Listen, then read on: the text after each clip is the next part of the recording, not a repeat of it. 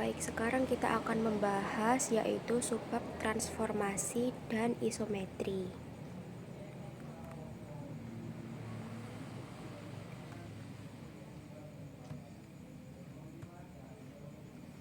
Nah, yang pertama, transformasi geometri atau G adalah fungsi satu-satu, yaitu biasa kita kenal sebagai fungsi surjektif dan fungsi onto atau fungsi injektif dari himpunan titik-titik dalam bidang Euclid ke himpunan yang sama.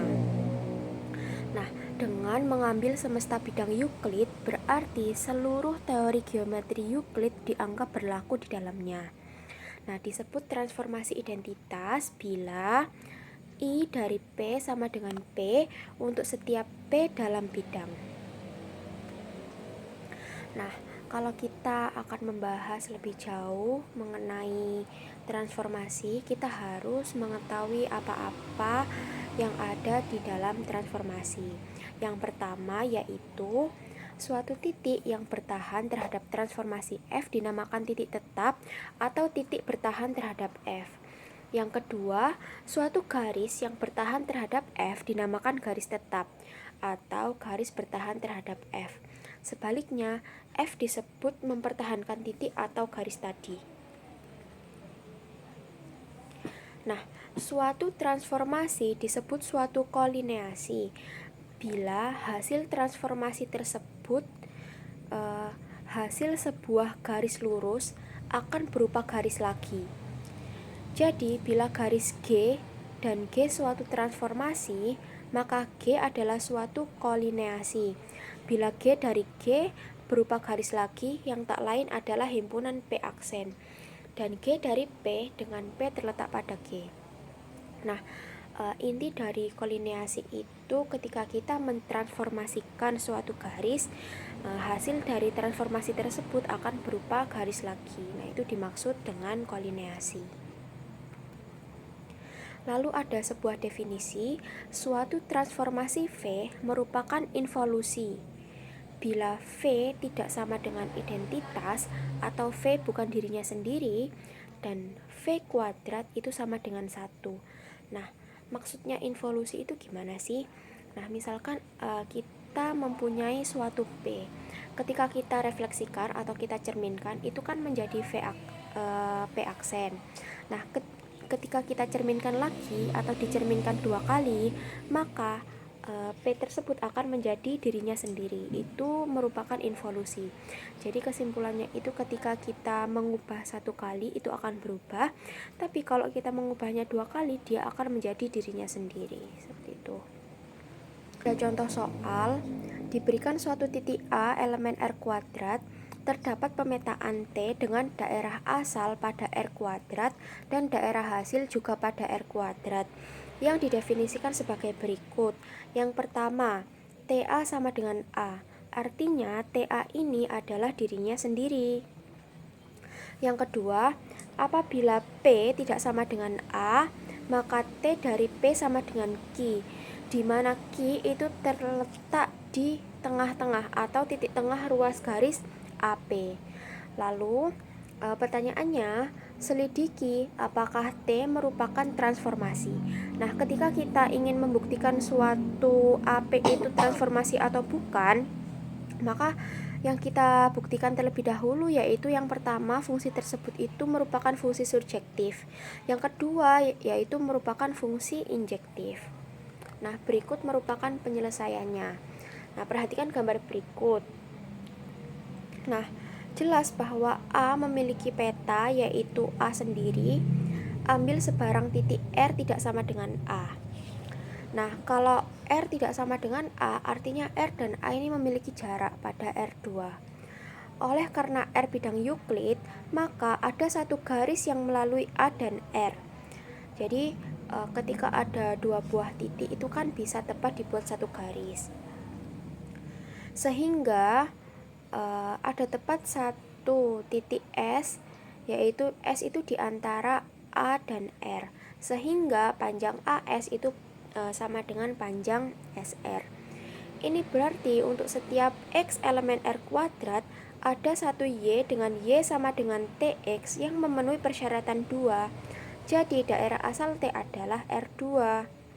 Lalu, apakah T surjektif atau apakah daerah nilai T juga termasuk R kuadrat? Nah, untuk menyelidiki ini cukup dipertanyakan apakah setiap titik R kuadrat memiliki prapeta. Jadi, apabila Y elemen R kuadrat, maka berlaku bahwa TX sama dengan Y. Nah, menurut ketentuan pertama, kalau Y sama dengan A, prapetanya A sendiri, karena TA itu sama dengan dirinya sendiri. Lalu, apabila Y tidak sama dengan A, maka oleh karena R kuadrat suatu bidang Euclid ada X tunggal dengan X elemen AY, sehingga AY itu sama dengan YX. Jadi, Y adalah titik tengah AX yang merupakan satu-satunya titik tengah. Jadi, Y sama dengan TX, ini berarti bahwa X adalah prapeta dari Y. Dengan demikian dapat dikatakan bahwa setiap titik pada R kuadrat memiliki prapeta. Jadi, T merupakan fungsi surjektif, seperti itu. Nah, lalu yang kedua, apakah T fungsi injektif? Nah, untuk menyelidiki ini, ambil dua titik. P tidak sama dengan A dan Q tidak sama dengan A, dan P tidak sama dengan Q. Nah, pembuktian untuk injektif ini merupakan pembuktian yang kontradiksi. Nah, di mana P, Q, A itu tidak segaris atau kolinear. Jika kita menyelidiki kedudukan TP dan TQ, andaikan TP dan TQ itu sama atau merupakan titik yang tumpang tindih, seperti itu ya. Oleh karena TP itu elemen AQ,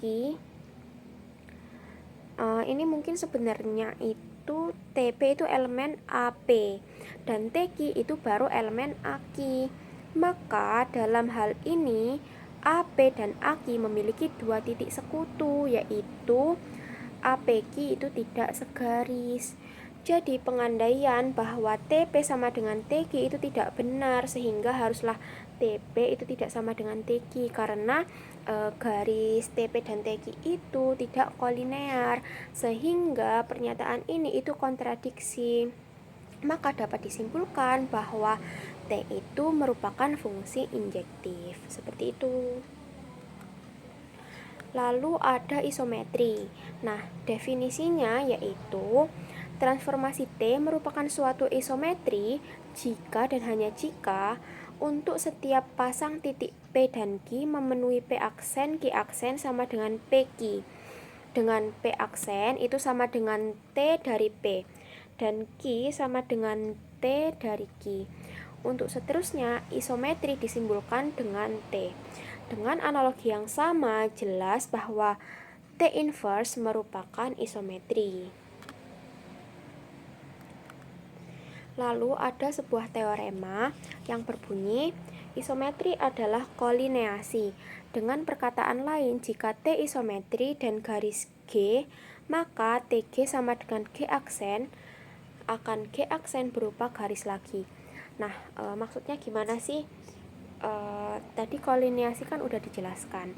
Nah, sekarang jika T isometri itu maksudnya ketika T itu dilakukan sebuah transformasi, misalkan transformasi rotasi, dilatasi, itu jika T itu berupa garis, maka hasil transformasinya itu juga akan berupa garis lagi, atau G aksennya itu berupa garis lagi. Nah, sekarang ada sebuah pembuktiannya dari teorema tersebut, yaitu ambil sebarang titik A dan B pada G. Misalkan A aksen sama dengan TA, B aksen sama dengan T dari B, lalu tarik garis T itu A aksen B aksen ini. Nah, akan dibuktikan bahwa T sama dengan G aksen, dengan T itu subset dari G aksen, dan G aksen sama dengan subset G aksen itu subset T. Lalu ambil P sebarang pada G dengan APB dan misalkan P aksen sama dengan T dari P. Untuk lebih jelasnya perhatikan gambar berikut. Jadi seperti ini ya. Nah, andaikan P aksen itu di luar T, maka dalam hal ini itu APB dipenuhi AP plus A aksen P aksen plus P aksen B aksen itu akan lebih besar dari A aksen B aksen. Nah, tetapi karena T isometri, maka pastilah A aksen P aksen ditambah P aksen B aksen sama dengan AP plus PB. Ini merupakan pernyataan yang kontradiksi, maka pengandaian bahwa P di luar itu salah. Berarti P aksen, maksudnya bahwa P aksen di luar itu salah. Berarti P aksen pada T adalah A aksen, P aksen, B aksen. Nah, untuk kejadian PAB atau ABB digunakan cara yang sama. Misalnya PAB dan misalkan P aksen itu sama dengan TP di luar T, maka dalam segitiga A aksen, B aksen, P aksen berlaku P aksen A aksen ditambah A aksen B aksen itu akan lebih besar daripada P aksen B aksen. Untuk lebih jelasnya perhatikan gambar berikut. Nah, ini kan PAB, jadi mereka kan kolinear ya, jadi segaris. Nah, andaikan A aksen, B aksen, P aksen ini tidak segaris, akan seperti ini gambarnya. Nah, tetapi karena T adalah isometri, jadi isometri itu ketika setelah dilakukan transformasi, maka hasil transformasi tersebut itu juga akan berupa garis seperti itu. Nah, ini kan P aksen A aksen ditambah A aksen B aksen itu kan sama dengan PA plus AB sama dengan PB, sehingga timbul kontradiksi dan P aksen tidak mungkin berada di luar T. Jadi P aksen pada T terbukti bahwa G aksen itu subset dari T, seperti itu. Nah, arah sebaliknya dikerjakan dengan cara yang sama dengan pertama kali memisalkan bahwa G aksen sebagai titik T. Karena T itu bijektif, maka terdapat Q dan TQ sama dengan Q aksen. Nah, dimisalkan bahwa Q di luar G. Dengan pertidaksamaan segitiga dibuktikan bahwa Q harus pada G. Nah, Q itu harus dibuktikan, Q itu harus pada G. Nah, dimisalkan bahwa Q di luar G. Dengan pertidaksamaan segitiga dibuktikan bahwa Q harus pada G, sehingga Q aksen sama dengan TQ. Harus pada G aksen sama dengan TQ. Demikian berarti bahwa T itu subset G aksen. Untuk lebih jelasnya perhatikan gambar berikut. Nah, seperti ini.